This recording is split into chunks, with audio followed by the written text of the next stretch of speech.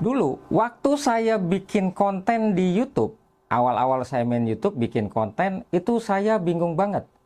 Gaya ngomongnya gimana ya? Harus duduk, apa harus berdiri? Terus backgroundnya pakai apa? Saya bahkan nggak punya studio. Yang saya tahu, saya itu hanya ingin bercerita, pengen menyampaikan pengalaman hidup saya tentang apa yang saya alami, yang saya jalani. Tapi cara menyampaikannya itu saya tuh nggak tahu. Gayanya seperti apa, moodnya seperti apa. Bahkan cara bercerita yang bikin nyaman penonton itu masih belum tahu. Kayak gimana sih sebenarnya, dan ini masih saya belajar sebenarnya. Atau gampangannya apa ya, public speaking kali ya. Kadang saya rekaman sambil duduk, kadang sambil berdiri. Nah, kalian bisa tonton konten-konten saya di awal tuh. Kadang di ruang tamu, kadang di kamar. Ya di mana aja dulu deh, yang penting pencahayaannya ini cukup. Pokoknya saya waktu itu hanya sekedar ingin bikin konten, pengen jadi YouTuber. Pokoknya modal nekat doang deh. Karena saya berpikir saya nggak akan nunggu sempurna. Kalau nunggu sempurna ya kita nggak mulai-mulai. Karena gini teman-teman, kalau nunggu semuanya siap, ya kontennya ini yang nggak akan pernah jadi.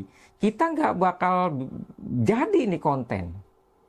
Ternyata jadi YouTuber itu nggak semudah seperti kita ngelihat YouTuber yang sudah besar. Beda banget sama TikTok. Di TikTok, kita itu bisa dapat view yang tinggi dari video yang hanya sederhana. Video yang ya bisa dibilang biasa-biasa aja lah. Tapi di YouTube semuanya ini kompleks banget. Gaya kita, cara kita berbicara, background yang kita pakai berpengaruh juga.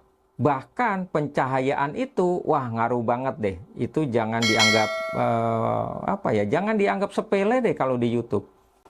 Tapi teman-teman, saya percaya gaya itu nanti akan ketemu sendiri. Kalau kita terus jalan, terus bikin konten, nggak berhenti, nggak nunggu sampai sempurna. Karena yang penting itu bukan sempurna, tapi kita konsisten terus bikin konten.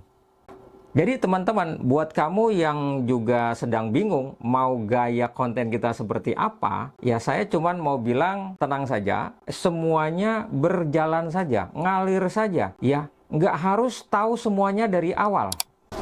Yang penting itu kita mau mulai dulu deh. Jangan nunggu nanti. Karena gaya itu nih nanti akan ketemu dengan sendirinya kok. Seiring dengan perjalanan kita bikin konten. Dan ilmu kita kan pasti nambah ya. Jadi teman-teman, kalau kamu juga lagi berjuang jadi konten kreator pemula, coba kamu tulis di kolom komentar, apa sih tantangan yang kamu hadapi saat kamu mau mulai? Yuk kita saling berbagi pengalaman, siapa tahu ada hal-hal yang bisa kita saling pelajari. Ingat teman-teman, teruslah berkarya, jangan berhenti bikin konten. Terima kasih.